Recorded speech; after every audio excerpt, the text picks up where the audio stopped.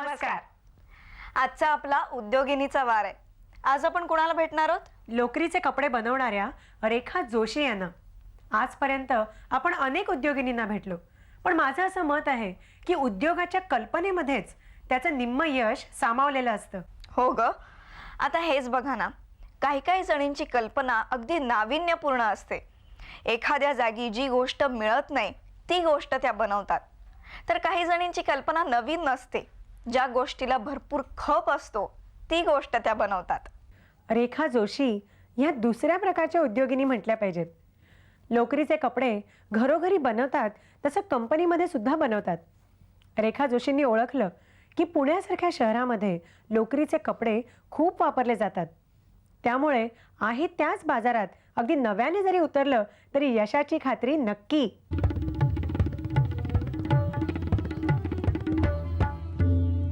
मी BSc BEd असून मी गेली 10 वर्ष पहिल्यांदा नोकरी करत होते. 69 ते 79 पर्यंत. पण त्यानंतर माझ्या लग्नानंतर माझ्या मिस्टरांची बँक ऑफ इंडियातली नोकरी असल्यामुळे आमच्या वारंवार बदल्या व्हायला लागल्या. आणि बदल्या व्हायला लागल्यामुळे मला प्रत्येक ठिकाणी जरी नोकरी मिळत असली तरी ती एकसारखी सोडायला लागायची आणि नवीन बघायला लागायची. त्यामुळे मी असं ठरवलं की जेव्हा मी गोंदियाला गेलो बदलून, तेव्हा की आपण आता नोकरी करायची नाही, पण दुसरं काहीतरी करायचं. त्यावेळी मी मॅथमॅटिक्सचे क्लासेस आणि माझे छंद काही जे होते ते जोपासायला सुरुवात केली. ते म्हणजे निटिंग, बाटिक, क्रोशा, एम्ब्रॉयडरी वगैरे. आणि त्या व्यवसायालाच, ह्या छंदांना पुढे थोडंसं व्यावसायिक रूप द्यावंसं मग वाटलं. आधी काही व्यवसाय सुरू करायचा उद्देश नव्हता. आधी या छंदातून फक्त मी स्वतः स्वेटर विणत होते, लोकांना देत होते. तेव्हा मग लोक विचारायला लागले की आम्हाला तुम्ही शिकवाल का, किंवा आमचे स्वेटर्स विणून द्याल का. मग तेव्हा माझ्या डोक्यात आयडिया आली की चला आपणही लोकांचे जर स्वेटर्स विणून द्यायला लागलो तर आपल्याला काहीतरी एक व्यवसाय मिळेल. आणि म्हणून मी 1-2-3 मुलींना तयार केलं आणि हळूहळू त्यांच्याकडनं स्वेटर्स बनवून घेऊन मेड टू ऑर्डर्स प्रमाणे स्वेटर्स द्यायला सुरुवात केली. मग माझा बेसिक जो शिक्षिकेचा पिंड होता तो जागृत झाला आणि मला असं वाटलं की चला हे छान आहे, आपण आता लोकांना स्वेटर विणायला शिकवू. म्हणून मी या गणिताच्या बेसवर निरनिराळे चार्ट्स तयार केले आणि लोकांना स्वेटर विणायचे शिक्षण द्यायला सुरुवात केली. आणि जेव्हा या बायका शिकून तयार झाल्या त्यावेळी त्या म्हणायला लागल्या की आम्हाला तुम्ही आता काहीतरी काम द्या. मी त्यांना म्हटलं की माझ्याकडेच जर फक्त सीझनपुरतं 2-2.5 महिन्याचं काम आहे तर मी तुम्हाला काय काम देणार. तेव्हा एक विचार असा आला की एवढ्या जर बायका आपल्याकडे आहेत तर आपण ह्यांच्यासाठी काहीतरी करावं आणि ह्यांना काय काम देता येईल ते पाहावं. व्यवसायाचं स्वरूप अगदी छोटं होतं. घरात एक मशीन, त्याच्यावर दुपारी शिकणाऱ्या बायका, संध्याकाळी आम्ही ज्यांना शिकून तयार झालेल्या त्यांच्याकडून विणून देणं, एवढंच स्वरूप होतं. पण मग आणखी एक मशीन घेतलं, एकावरच शिकवण्या सुरू ठेवल्या, एकावर प्रोडक्शन चालू केलं. आणि त्यातनं जे बनायला लागलं ते पहिल्यांदा नेहमीप्रमाणे विकायला लागलो. पण त्याला कायमस्वरूप कुठलंही नव्हतं. आणि कायमस्वरूपी काय बनवावं असं जेव्हा विचार आला त्या लहान बाळांचे जर आपण स्वेटर्स बनवले तर ते कायमस्वरूपी विकले जातील. कारण आपण मोठी माणसं आपला स्वेटर दरवर्षी घेत नाही आणि जन्मलेल्या बाळाला आधी स्वेटर नसतो, त्यामुळे ती गरज होती त्याची. म्हणून लहान बाळांचे स्वेटर बनवायचं डोक्यात आलं. आणि पहिल्यांदा अगदी 3च पॅटर्न्स माझ्याकडे होते आणि आज जवळजवळ मी 40 ते 50 पॅटर्नचे स्वेटर्स बनवते. मग माझ्या काही मैत्रिणी होत्या, काही ओळखीच्या वहिन्या होत्या, अशा निरनिराळ्या ओळखीच्या माणसांनाच मी सांगितलं तुम्ही माझ्याकडे या, आपण दुपारी थोडंसं काम करू आणि आपण कसं मार्केटला विकता येतं ते पाहू. असं निरनिराळ्या सगळ्यांच्या छंदातून आम्ही पहिल्यांदा मार्केटला अगदी थोड्या प्रमाणात स्वेटर्स विकायला लागलो. म्हणजे कुणी जर आम्हाला 10 स्वेटर्सची ऑर्डर दिली तरी आम्हाला वाटायचं वा किती आपल्याला मोठी ऑर्डर मिळाली. हा हळूहळू वाढत गेलेला व्यवसाय आहे. म्हणजे पहिल्या वर्षीचा प्रॉफिट जो होता तो त्या वर्षीच्या भांडवलातच गुंतत गेला. असं करत करत आज 16 वर्षानंतर सुद्धा माझ्याकडे तुम्ही विचार केला तर पैसे असे काही नाही, ते सगळे माझे पूर्णपणे धंद्यात गुंतलेले आहेत. त्याच्यासाठी मला माझ्या मिस्टरांनी खूप मदत केली, कारण ते स्वतः उत्कृष्ट बँकर असल्यामुळे त्यांनी फक्त मला सल्ले दिले, पण त्याचं इम्प्लिमेंटेशन मात्र मी सगळं स्वतः केलं. बेंगलोरला एक केम्फोर्ट म्हणून खूप मोठं दुकान आहे, अतिशय सुंदर. आणि तिथं मी सहज एक गिराईक म्हणून गेले. त्यांना विचारलं की बाबा तुमच्याकडे काही बेबी स्वेटर्स आहेत का. आणि त्यांनी त्यावेळी माझेच सगळे 25 तऱ्हेचे स्वेटर्स काढून माझ्यासमोर विकायला ठेवले. त्यावेळी जो मला आनंद झाला की आपण काहीतरी अचीव केलं. एक आधी क्वालिटी, दर्जा, दुसरं, आणि तोच दर्जा आम्ही गेली 16 वर्ष मार्केटला देतोय. आणि सचोटी दुसरी, म्हणजे आम्ही असं नाही सांगितलं की आम्ही तुम्हाला 14 इंची स्वेटर बनवून देतो पाठवतोय आणि 10 इंची स्वेटर छोटे छोटे बनवून पाठवले, असं आम्ही कधीही केलं नाही. आज म्हणजे पूर्ण भारतात, म्हणजे कलकत्ता, मद्रास, दिल्ली, मुंबई आणि इव्हन चंदीगडला सुद्धा आम्ही आज स्वेटर्स पाठवतो. आमचे स्वेटर यशोरेखा एंटरप्राइजेस किंवा YR निटवेअर या नावाने जात.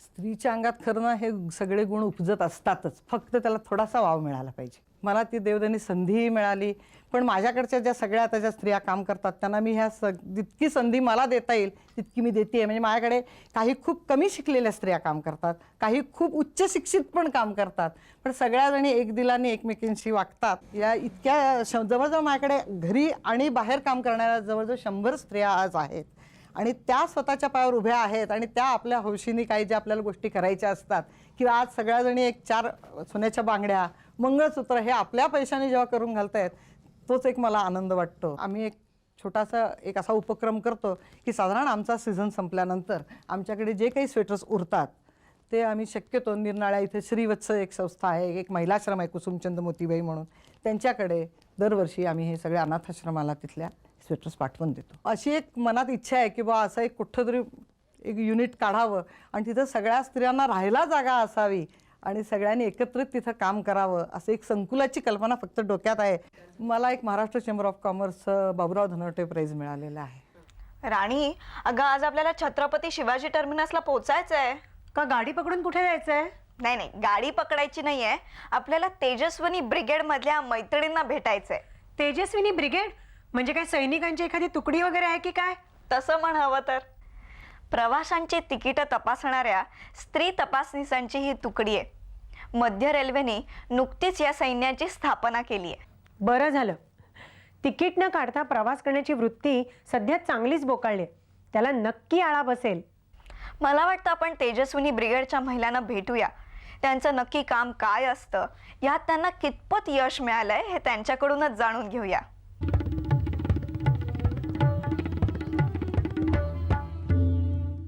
मुंबई, माणसांनी गजबजलेलं शहर.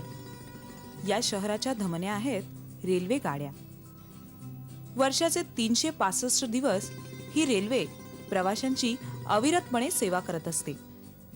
पोटापाण्यासाठी आलेला मुंबईतला चाकरमानी रोज या रेल्वेनंच प्रवास करतो, अर्थात तिकीट किंवा पासानच. पण त्यात कधीकधी फुकटेही असतात आणि महिला वर्गातही ही सवय आढळते.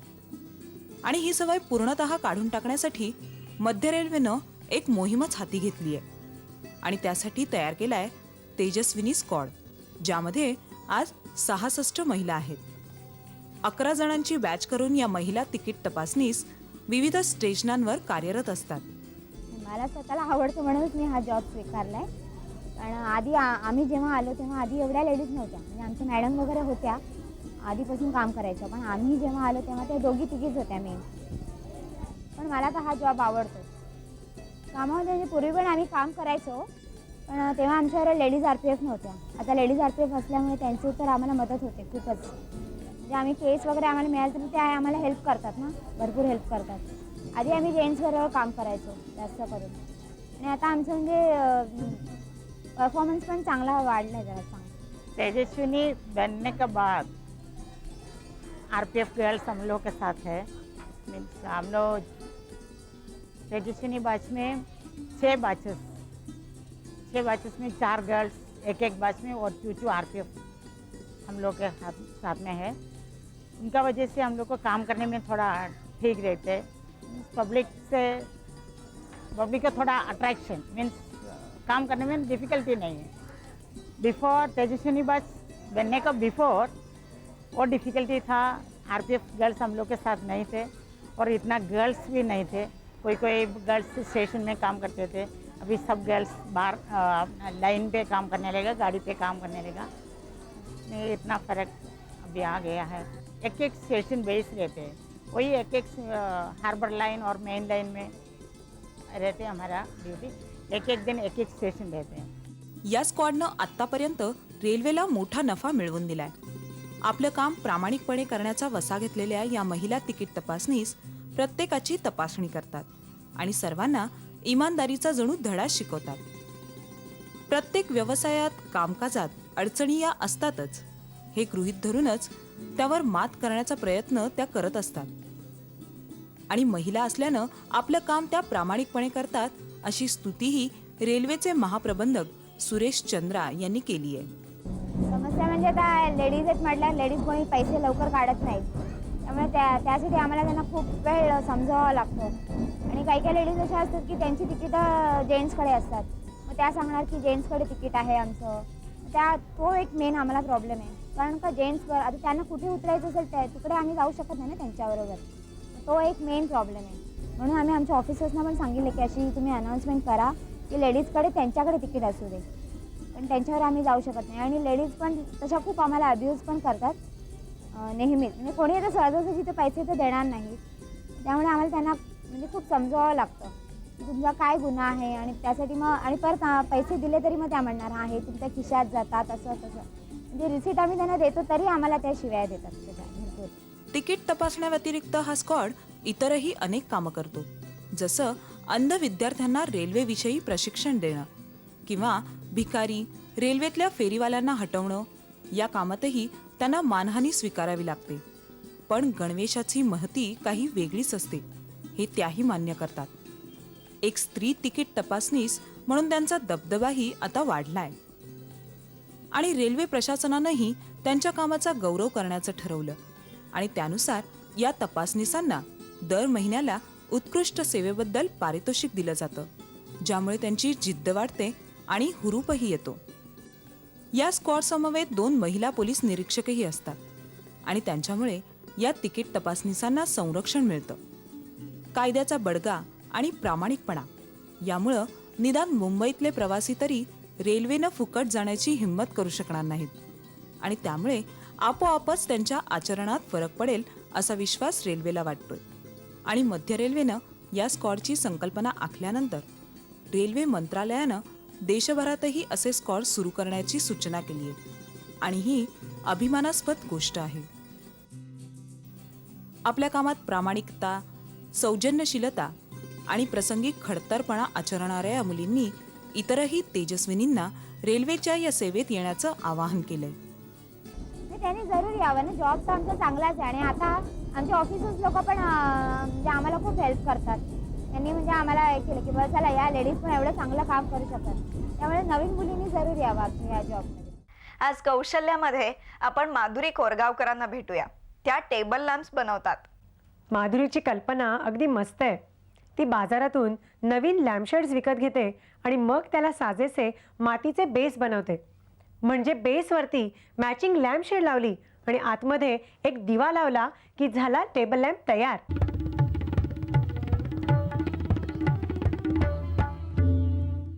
नमस्कार.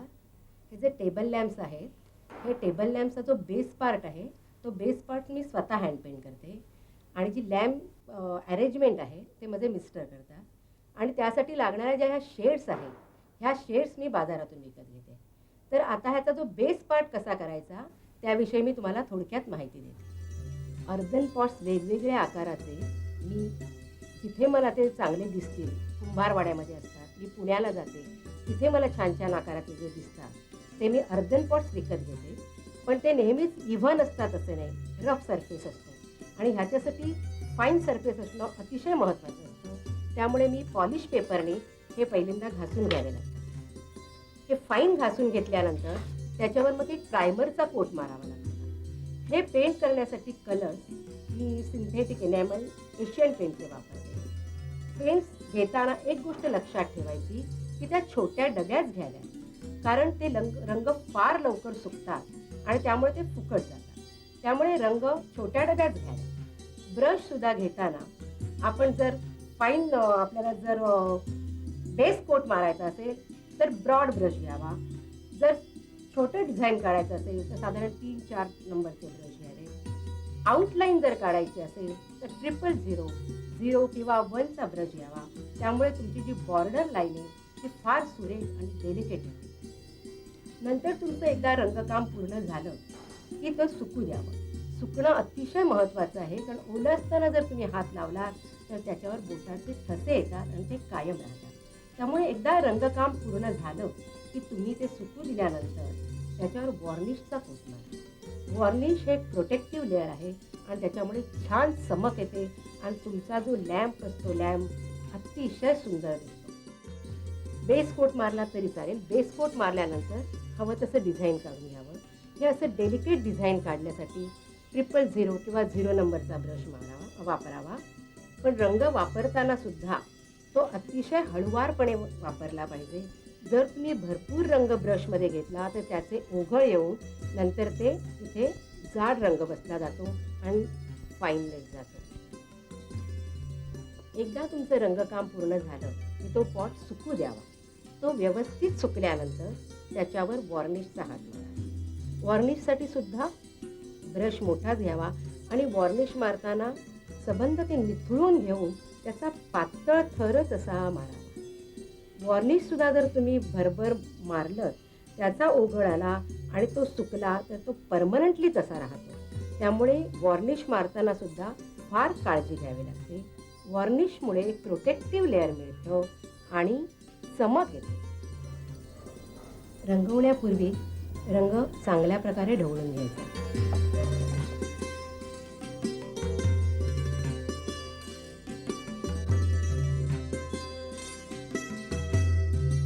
आता ह्या वेलींवर आपण छोटी छोटी फुलं काढूया. ही फुलं काढण्यासाठी मी हा फिरोजी ब्ल्यू कलर घेते.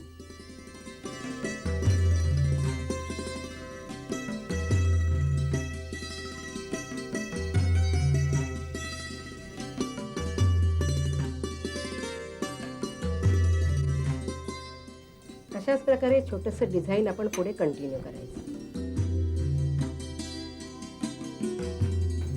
आता ह्या टेबल लॅम्पविषयी ह्याचा जो बेस पार्ट आहे कम्प्लिटली ट्रेडिशनल आहे. ह्याचा जो बेस पार्ट आहे तो मी आधी कलर करून घेतलेला आहे ऑरेंज. त्याच्यावर वेलींचं डिझाईन केलेलं आहे आणि त्याच्यावरही कलरफुल बीड्स लावलेले आहे. ह्या बीड्समुळे एक ट्रेडिशनल लुक येतं. हे झाल्यानंतर हा जो मधला पार्ट आहे तो मधला पार्ट कॉपरने केलेला आहे. कॉपर कलर करताना मी कॉपर पावडरचा यूज करून तो वॉर्निशमध्ये मिक्स केलेला आहे आणि नंतर तो ब्रशने हळुवारपणे लावलेला आहे. त्याच्यावर फ्रॉलिका वर्क केलेला आहे आणि बीड्स लावलेले आहेत. अशा प्रकारे हा पॉट पूर्ण केलेला आहे आणि त्याला सुटेबल अशी ही शेड सिलेक्ट केलेली आहे. आता मी दुसऱ्या प्रकारचा लॅम्प बनवलेला आहे. तर प्रथम मी हे डिझाईन काढून घेतलं, नंतर ब्लॅक कलर काढून घेतला. त्याच्यानंतर हे जे ऑबलॉंग कलरचे आहेत दोन, त्याच्यामध्ये मी silver colour, golden colour, copper कलरचा यूज केलेला आहे. हे कलर्स करताना मी कॉपर पावडर वॉर्निशमध्ये मिक्स केलेली आहे आणि मग ते अगदी हळुवारपणे ब्रश फिरवलेला आहे. हे ब्रश फिरवताना फारच काळजी घ्यावी लागते, नाहीतर त्याचे स्पॉट दिसतात. हे काम पूर्ण झाल्यानंतर ह्या लाईन्स ज्या आहेत त्या मी ऑरेंज आणि रेड कलरनी रंगवलेल्या आहेत आणि त्याच्यानंतर असा हा पॉट तयार झालेला आहे. मला एक महत्त्वाची गोष्ट सांगावीशी वाटते की हे करण्याअगोदर मी कुठल्याही प्रकारचं प्रशिक्षण घेतलेलं नव्हतं.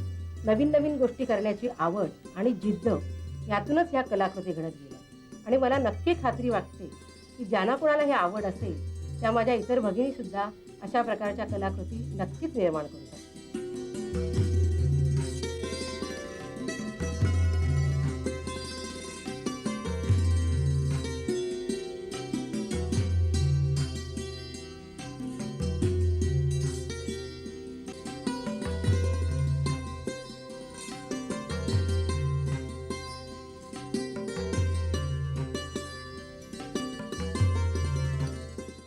मानसीचा आजचा सल्ला प्रवासाची मजा कशी लुटावी याबाबत.